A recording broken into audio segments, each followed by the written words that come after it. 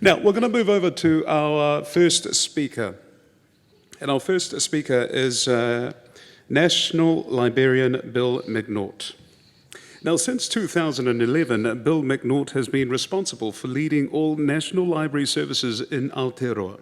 He also contributes to the leadership of the Information and Knowledge Services branch of the Department of Internal Affairs.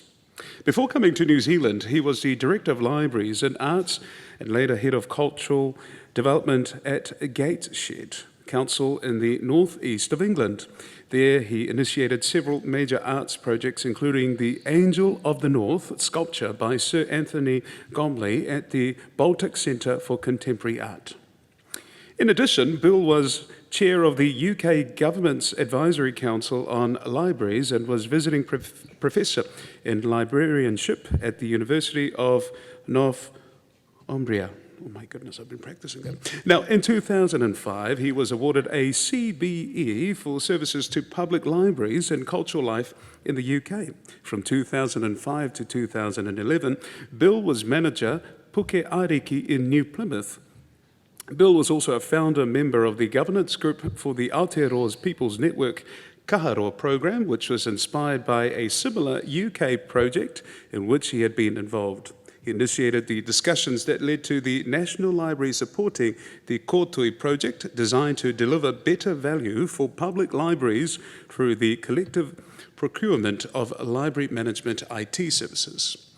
Bill's ambitions is to lead the library through the digital shift to make it easier today and in the future for New Zealanders to use the knowledge we hold to co-create new knowledge for the cultural and economic benefit. Bill is passionate about the prospect of New Zealand having the most useful knowledge networks, in the world. Ladies and gentlemen, please make him feel welcome, Mr. Bill Macnaught.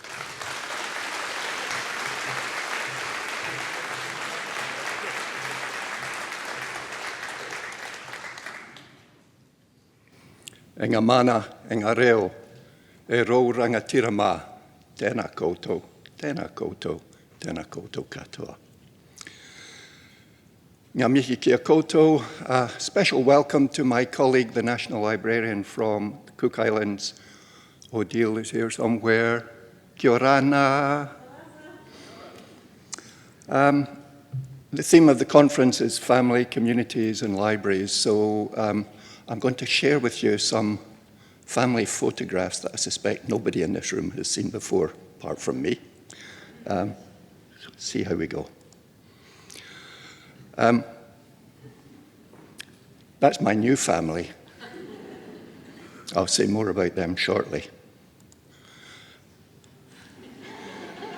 That's me just before my first haircut. And I was lucky. I was born into a household where both my parents loved books. Yesterday we were talking about reading role models and who inspired you with a love of reading, and I can easily say that my mother was the most powerful influence from a very early age. And I can still vividly remember her reading to me at bedtime the story of Peter Pan, by a Scottish author, of course, J.M. Barrie. But my mother used to scare the bejeebers out of me when it came to the crocodile approaching. Later, she inspired me with reading Bringing to Life, Robert Louis Stevenson's Kidnapped, and many other stories. So without doubt, I owe heaps to being where I am today to the fact that I was lucky to have parents who understood the value of books and reading. I suppose fast forward 20 odd years and I did become a librarian in my hometown of Stirling in Scotland. And there are three things that I'm really proud of. When I come back into New Zealand, you know how you fill in a form so you can get through customs and so on. And the three things that I'm really proud of there are, number one, I now hold a New Zealand passport. Number two is the fact that I was born in Scotland. And number three, when it asked me for my occupation, I'm very proud to put librarian. still. It also helps you get through customs faster, I think.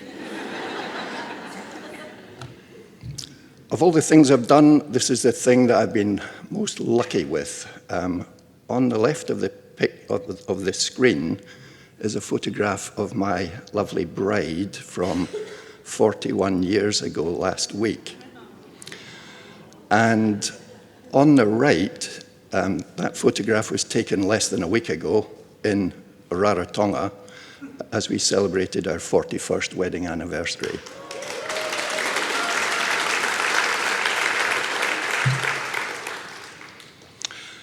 We came to New Zealand in 2005, and as you heard, I started working at Pukana. I was very lucky to get that job as manager of the Librarian Museum there. And after 6 years, I was lucky enough to get the job as National Librarian, and here I am today.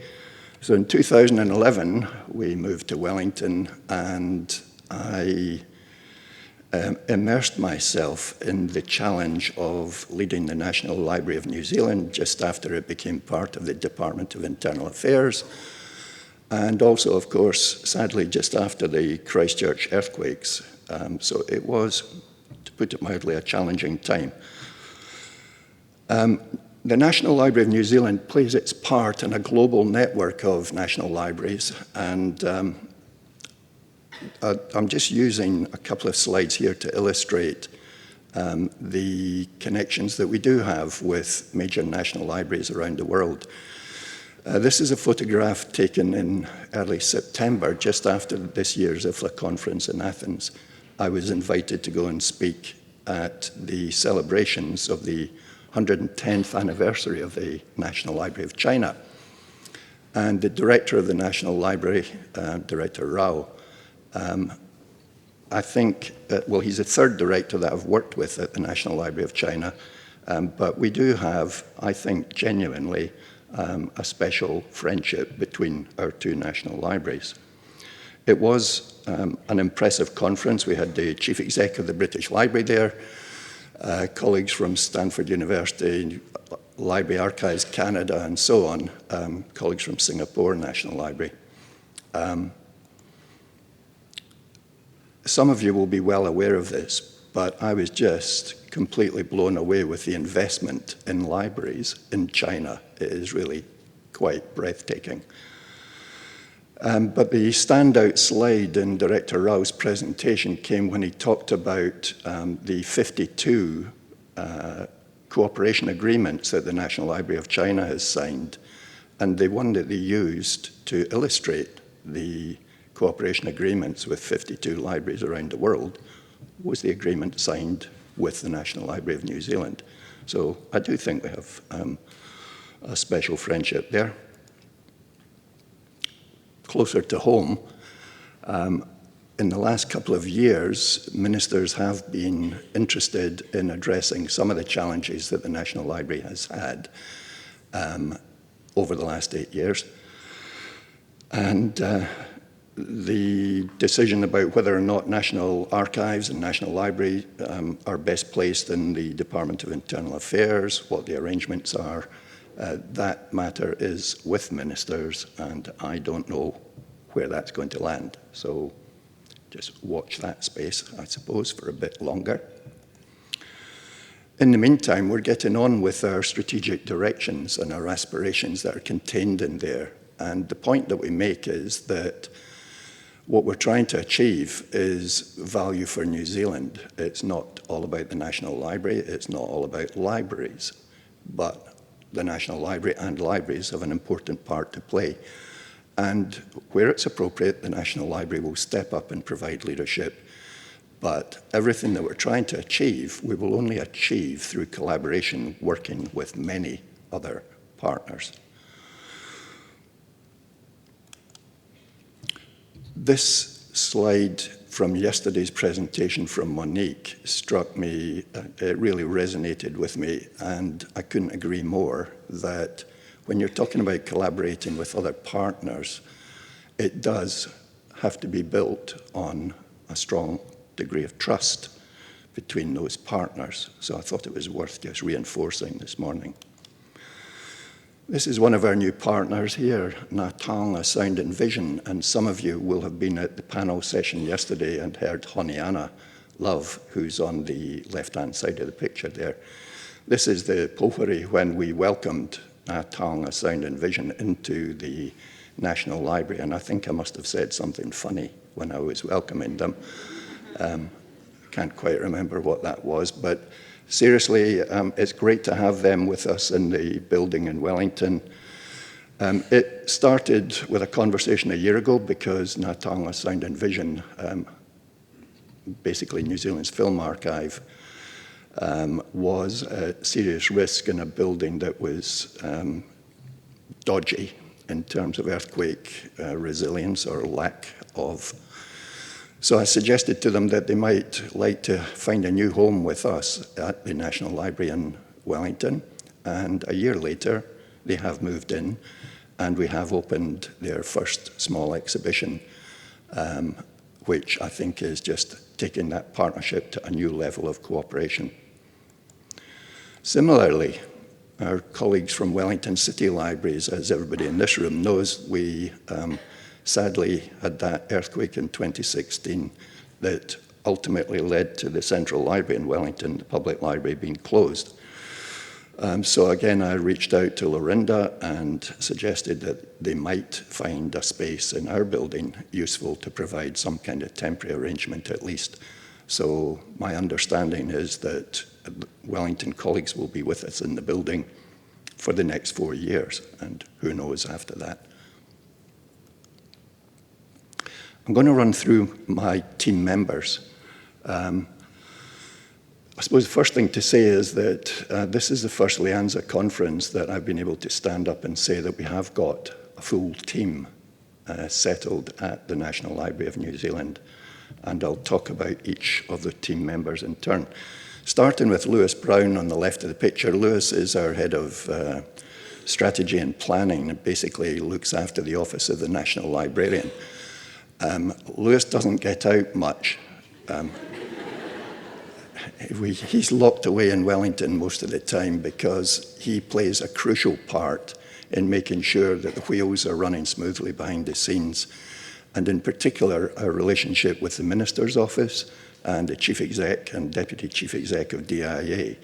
Lewis is full-time busy making sure those wheels are turning well. I'll move on to Chris. Chris is the oldest member of the National Library team. Is Chris in the room? Because he would be pretty quick to point out that I'm actually 12 years older than him, but Chris is the longest serving member of the National Library leadership team. Chris is the only one of the team now who was there before we became part of the Department of Internal Affairs in the leadership team. And one of the things that colleagues, some of you again yesterday, would have heard Chris speaking passionately about the opportunity that we now have with the government's intention to respond to Y262. And I know it's been a long time coming, but Minister Mahuta has made it clear. Not everybody was aware that she'd made this announcement when we talked about it yesterday. But if you go onto the government website to Puni Kokiri, there is some information about the government's intention to respond to that. And there are 3 important effects that Minister Mahuta is expecting. Firstly, Minister Mahuta is talking about creating a partnership framework. And of all the partnership frameworks that will be challenging to build, this partnership framework around Y262, I think, is going to be particularly challenging for New Zealand to get right. But the Minister is determined to get that right. Second point is that we're talking about right here, right now, existing work, as well as planning out into the future. And thirdly, which I think is particularly important for LIANZA and for Toropu Whakaho, and certainly for us in the National Library, it's about the principles of protection, participation and partnership, looking at future opportunities relating to traditional knowledge. So Chris is particularly passionate about this. We as a team, a leadership team, will be playing our part to help the government to respond strongly to that. The next member of the team to mention is Tohu, and Tohu is the newest member of our team. She's only been with us for about a year now. And Tohu came to us from Te Papa, where she was the head of the Mahuki Innovation Centre at Te Papa, and brings a strong track record of achievement. She's particularly passionate about women in leadership, and right now, I think I'm right in saying that she's in Brazil, taking part in a global women's leadership forum there, as I understand. So we were particularly lucky to attract Tohu to join us at National Library. Tohu is the Director of Public Programs. And among other things, she looks after the operation of Te Puna Foundation, the charitable foundation for the National Library that we set up a couple of years ago now. She also organises all sorts of public events, and certainly I know some of you will be aware that we've run one or two events around Sustainable Development Goals, and Paula Escott, not here. She is here. Hello, Paula. Paula was part, as president of LIANZA at the time, Paula was part of a workshop that we ran around SDG 5 at the National Library and started to build, I hope, meaningful links with other parts of government around sustainable development goals. You'll recognise a few faces there, probably. I'll leave you wondering what they were all staring at. But that was on the occasion of the Top Twins exhibition at the National Library, and that was an exhibition that we brought in kind of ready-made from Te Manawa Museum. So again, partnership with other organisations is part of what we do as National Library. And our exhibitions programme has depended on a lot of help from others. But we've changed that with Pukana. It still gets help from others, but it's essentially building on our own collections in the Alexander Turnbull Library. Pukana was Chris Sike's idea, and this is Wellington Airport, where Tohu's team managed to get us some free publicity for our exhibition. But Pukana marks, I think, a significant shift for us, where we are investing more in our own ability to produce stunning exhibitions, drawing on our own collections. And it's also part of the celebration of 100 years of the Alexander Turnbull Library. It's probably appropriate at that point to talk about the support through Te Puna Foundation that Tohu and her team are continuing to develop with Air New Zealand. And Air New Zealand have been a good partner for us already.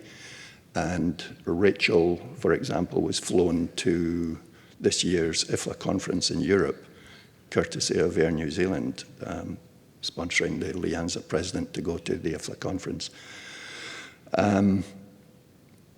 But what we're also looking for is that we will get a bit more presence for the work of the National Library in the international in-flight entertainment for Air New Zealand. And this summer, I'm confident that you will be able to tune into New Zealand music from the collections of the National Library on Air New Zealand in-flight entertainment. I think I'm right in saying that Air New Zealand will be the first airline in the world where the collections of a National Library are so prominently promoted. So it's that kind of relationship. That's good.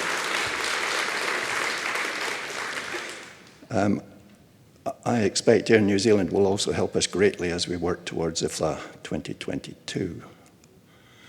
Tohu's team also is the front of house team that looks after visitors to He Tohu. I don't know how many people in this room have visited He Tohu in Wellington. It has taken an enormous amount of partnership work between Crown and Maori to get to the point where we were able to open that exhibition 2 years ago. So a lot of what Atafai was talking about yesterday resonated about the amount of investment in the relationships that you need to put in. So Tohu looks after the day-to-day front-of-house relationships in bringing visitors to Tohu. That's the inside of the document room in Tohu, and it's an opportunity for me just to acknowledge the professional expertise that we have in our staff. This has been a collaboration between National Library and Archives New Zealand, and Archives New Zealand are still, the Chief Archivist is still the custodian of these documents, just that we had a better space to show them to New Zealand. So this team in particular looked after the conservation of the documents. Two of them are from Archives. Peter Whitehead, second from left, is head of our collection care and is genuinely a global expert in preservation. On the right-hand side of the picture, many of you will recognize Vicky Ann Heikel, who has been an expert within the National Library and the Alexander Turnbull team, working up and down the country on marae, as well as working with our own collections in Wellington. So I just want to acknowledge two examples of the outstanding talent that we do have at the National Library of New Zealand. We have had some pretty important visitors to Tohu, and you will probably recognize a few of them.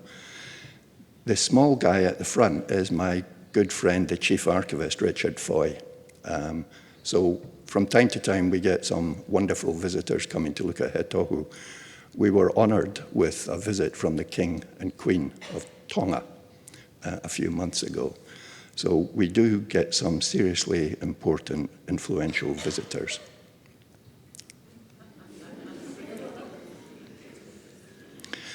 One of the points that Chris Sike was making yesterday, that's He Whakaputanga, the Declaration of Independence from 1835, the original document.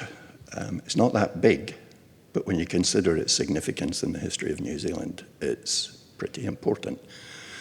One of the points Chris Sike was making yesterday is that however much we can digitize and share the content of these documents, there is nothing that replaces the wairua, the mana of the documents that we have, and that will always be the case. Move on to Fiona Fieldsend. Many people in this room will know Fiona. Fiona is the manager of Digital New Zealand, so building on some incredible partnership activity with many organizations, many of them in this room, I suspect, to build content for Digital New Zealand, to make it easy to find content. And what I want to pick out in particular is the work that Fi's doing on this project that the Minister mentioned yesterday. So we've been working with colleagues at the National Library of Australia, building on the relationships that have been developing for a few years across the Pacific with colleagues from the Department for Foreign Affairs and Trade in Australia. And we've got to the point where we've now got resourcing between Australian government and New Zealand government to move forward with this pilot program. I haven't got time to go into detail. If you want to know more about it, feel free to come and talk to me, talk to any of the team at our stand here at the LIANZA conference. But this is going to be a really powerful opportunity for us to work together with all sorts of colleagues across the Pacific. There's Odile again. This was on the occasion of us hosting the National Librarians from Asia Oceania a few years ago now in Wellington. And it was at that session that I started talking with my Australian counterpart about the serious need for us to lift our game in providing proper support to colleagues across the Pacific. Odile, I hope you don't mind me mentioning the painful fact that you shared with me at that session in Wellington, that your annual budget is $5,000. So it doesn't take a lot for us to help colleagues across the Pacific. And as I say, we have now stepped up our game. You will see a lot more of this in the months ahead. And I acknowledge the work that Alison Dobie and others have done through the Pacific Library Summit Compact with a whole range of partners supported by Bill and Melinda Gates Foundation. And it's a real collaboration that we're going to build on. Moving on to Elizabeth Jones. Again, most of you, I expect, will be well aware of the work that Elizabeth is doing, but I don't know anybody who's more passionate or knowledgeable about the importance of literacy and reading than Elizabeth.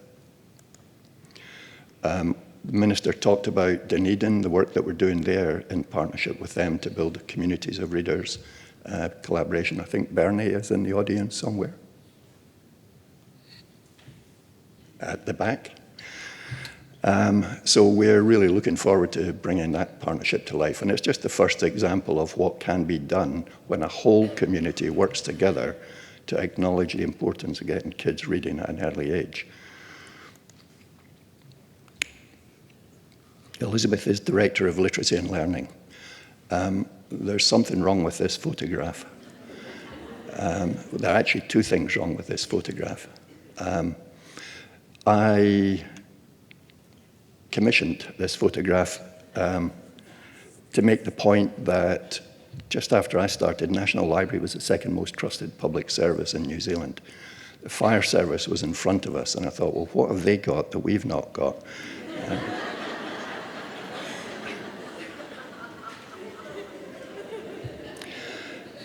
Anyway, I'm just using it as an example of how easy it is to forge information and knowledge. And the work that Elizabeth's team does about helping school kids understand the importance of digital literacy, not just school kids, adults as well. And the work that everybody in this room probably does around that is hugely important. We hosted an event, but just about a year ago, we hosted an event in partnership with Victoria University, where we brought overseas speakers to join a debate about the challenge of open knowledge versus fake news. Elizabeth also led a project called Increasingly Digital with $1 million from the last government. And ironically, one of the products that has been most valuable from that is actually physical artifacts. And again, some colleagues in the room will have experienced working with the material that we produced through that project. But it's essentially, if nothing else, it demonstrates that it's not all about digital and that there is still a really important role for analog materials. It's both and, not either or. It's also a good opportunity just to reinforce the point made yesterday about the opportunity that New Zealand history, being a core part of the curriculum, gives National Library, gives every librarian in this room, I think, an opportunity to be more involved in improving the learning outcomes about our own history in New Zealand. And last, but by no means least, Rachel. I'm going to spend a little bit of time on this slide, just a couple of minutes, because this signals a hugely important development in the National Library. The building on the left, peeking out, you can perhaps recognize as our iconic brutalist building for the National Library. What you see on the right-hand side of the picture is the architect's impression of the new Archives New Zealand building, which, with a bit of luck, will get full funding in next year's budget. It's been a long time developing, and there's been a lot of work done on it already. We got money in this year's budget to develop it to a really advanced stage, so that when we ask for money in next year's budget, we will have a really good idea how much we need to make this happen. And again, it's building on the partnership between Library and Archives New Zealand.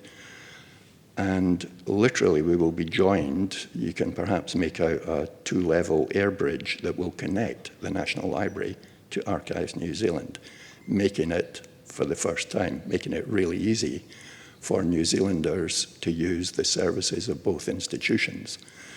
But it's actually going to it's actually going to change the way that we work, both in Wellington but also around the country, because we store a lot of material off-site out of Wellington.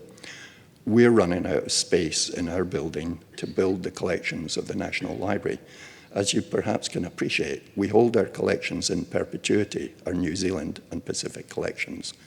We're required by law to hold them in perpetuity, so it's kind of obvious that over time, our collection spaces get bigger and bigger.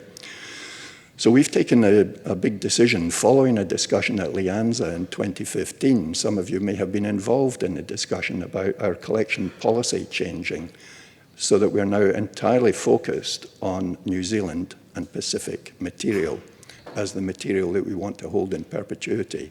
I'm not talking about our schools' collections. This is about the collections that we are going to hold long-term. And we decided in 2015, after much consultation, as I say, with many people in this room, that New Zealand and Pacific material will be our priority for collecting. But over the last 90 years, probably, we've been collecting a lot of overseas published material that now really has no place in our collections at the National Library. So one of the tasks that Rachel has is trying to make sense, along with a raft of other colleagues, but it's essentially making sense of how we manage our collections and our analog repositories better. Rachel's responsible for a great many services that support libraries across New Zealand, such as Te Puna, Kokiri, AP&K, our digital preservation service. But here we are back looking at the age-old question of how you store your collections of books safely. And it was the earthquake in 2016 that demolished the building next door to us, the defense building, that gave us the opportunity to move archives in. And that has brought heightened awareness for government about the importance of looking after our books safely for future generations. So we are going to be moving a lot of books around into better storage collections over the next 5 years. And what we're saying is that it doesn't make a lot of sense for us to move our overseas published collections. So the vast collection that we have of overseas published material that no longer form part of our collection policy, we will be looking for better homes for a lot of books. And as of today, on our website, you will be able to find details of the books that we are offering to find a better home. I'm determined that we will find a better home if we possibly can for all of these books. And for example, just this morning, I was having a conversation with a colleague about the importance of developing our prison libraries. And I think there's a college from the Department of Corrections in Kia ora. So wouldn't it be good if we could make good use of some of these books in setting up collections in prison libraries? We don't know how useful these books will be for people. We're going to make that offer, and as of today, you'll be able to see what's on offer. Rachel was also heavily instrumental in developing the relationship agreement between National Library and LIANZA. Conflict of interest, you might say, but it's a nice conflict to have. And those of you who didn't realize what a great talent in Rachel we have, after yesterday's speech to conference, I think you'll seriously appreciate just what a great leader Rachel is. I just want to acknowledge my appreciation of Rachel's leadership. The partnership with LIANZA, which I describe as best friends forever, is such an obvious thing for me that we should have done this a long time ago, but we've done it in the last year. What does it mean in practice is a sensible question for people to be asking. And we will work together on different things that are of importance to us, not least of all, how we work together to bring the IFLA conference in 2022 to Auckland. It was one of my career highlights in Kuala Lumpur in 2018 to stand on the stage with Rachel and Paula and others, Louise and many others, on stage to talk about to celebrate the announcement that New Zealand was going to host 2020. But of course, sadly, the 2020 plan didn't quite come to fruition because the convention centre is not going to be ready in time. So after much discussion behind the scenes, we were able to celebrate the fact this year that Dublin would step in instead and will host next year's convention. They will probably have got over the World Cup by then. Speaking as a Scotsman who lost to Japan, I understand their pain. Anyway, next year, Dublin. Great that they stepped in for us. In Athens this year, we were doing quite a bit of kind of damage recovery, if you like, with the relationships where some people were saying to us, so what went wrong with your bid? And we had to spend a lot of time telling lots of people that it was simply about the convention centre. Everything else is still great. So this is me with my colleague, the National Librarian of Greece, and this is the new National Library in Greece on the right-hand side. Pretty stunning. Each year at the IFLA conference, I meet my colleagues from lots of national libraries from around the world, and we all sit in front of our flags and put the world to rights. So yeah, there is a lot of advocacy going on, explaining to people that yes, New Zealand's a long way away, but you'll love it, it'll be worth it, and it's dead easy to get here thanks to Air New Zealand. Andy, just want to shout out the support that we've had from Andy Fenton. Andy's our kind of secret weapon in our advocacy work to support IFLA coming to New Zealand. I think you're wearing the same shirt today, Andy. Anyway, the point about this is that Andy, at his own company expense, took a stand at the IFLA convention, and you'll see there that that was as much advertising as we were allowed to put into the Athens conference this year. So thanks to Andy, we were still able to gather informally around Andy's stand, and it was our New Zealand LIANZA presence at IFLA this year. So that's my last slide. We actually have got, I can confirm that our relationships with IFLA around 2022 are still really good and strong. And in fact, you are being treated to a sneak preview of a video that IFLA will shortly be releasing on their website, which just summarizes a taste of the Athens event this year. And that's my session finished. Kia ora koutou.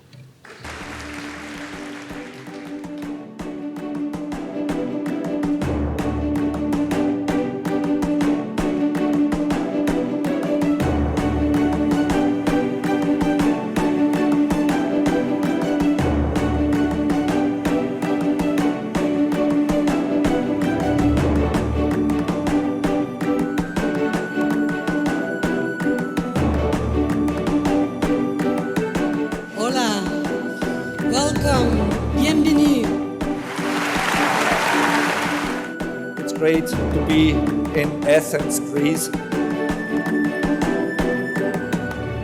What do you think, Philippos, about dialogue? Dialogue, our keyword, has a long tradition in this country.